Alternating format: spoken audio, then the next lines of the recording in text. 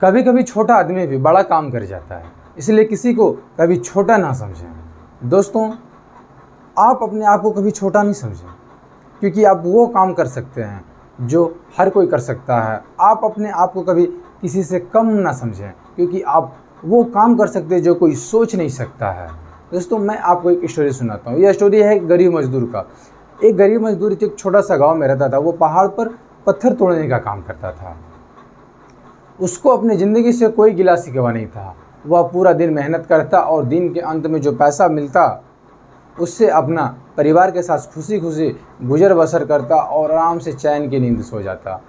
एक दिन की बात है, वह पत्थर तोड़कर वापस आ रहा था।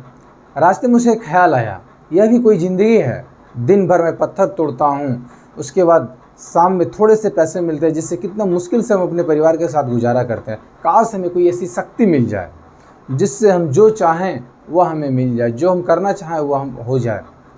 वह घर आया और फ्रेश होकर खाना खाया, लेकिन यह बात उसके दिमाग में हमेशा चल रही थी और वह सो गया। और सोने के कुछ देर बाद उसे एक सपना आया। वह देख रहा था कि काम करके वो वापस लौटा, तभी रास्ते में एक बहुत बड़ा मकान दिखाई दिया और उसे एक ख्याल आया कि काश मैं इस मकान का मालिक होता। लेकिन यह सोचते ही वह उस मकान का मालिक बन गया। उसे खुशी का ठिकाना नहीं था। वो काफ़ी खुश था। उसे यह यकीन नहीं हो रहा था कि मैं इस इतने बड़े मकान का मालिक हूँ। लेकिन यह खुशी उसकी ज़्यादा देर नहीं टिक पाई। तभी बाहर एक शोर सुनाई दिया। उसने घर के बाहर आके देखा तो एक पॉलिटिशियन जो करोड़ों लोगों की भीड़ में हाथ हिला रहा है, लोग उसके नाम के नारे लगा रहे हैं, लोग उससे मिलने के लिए तड़प रहे हैं। तब उसे यह एहसास हुआ, इस पॉलिटिशियन के सामने हम कितना छोटा हैं। एक लाइफ है और ताकतवर शक्तिशाली है, तो यह पॉलिटिशियन है। इससे लोग करोड़ों लोग मिलने के लिए तड़प रहे हैं। काश मैं एक पॉलिटिशियन होता। यह सोचते ही वो आदमी एक पॉलिटिशियन बन गया। लाखों लोग, करोड़ों लोग उससे मिलने के लिए तड़प रहे थे, उसके नाम का नारे लगा रहे थे। उसकी खुशी का कोई ठिकाना नहीं था। लेकिन यह भी खुशी उसको ज़्यादा देर नहीं टिक पाई। उस पॉलिटिशियन को धूप में रहने की आदत नहीं थी। तेज धूप के कारण उस पॉलिटिशियन को चक्कर आ गया और बेहोश होकर गिर पड़ा। और जब उसे होश आया तो उसे यह एहसास हो चुका था कि इस पॉलिटिशियन में कोई ताकत नहीं। अगर ताकत है तो उस सूरज की रोशनी में, वह सूरज में है जो इस पॉलिटिशियन को गिरा दिया। तो काश में यह सूरज बन जाता। इसके यह सोचते ही वह सूरज बन गया। अब तो उसकी खुशी के कोई ठिकाना ही नहीं था, क्योंकि वह पूरी दुनिया को रोशनी कर रहा था, पूरा दुनिया को जगमगा रहा था। लेकिन यह भी खुशी उसके ज़्यादा देर नहीं टिक पाई, क्योंकि आसमान में काले बादल आए और रोशनी को रोक दिया। तब उसे यह एहसास हुआ कि ऐसा भी कोई है जो सूरज की रोशनी को रखने की भी दम रखता है, वह है बादल। काश मैं बादल बन जाऊं।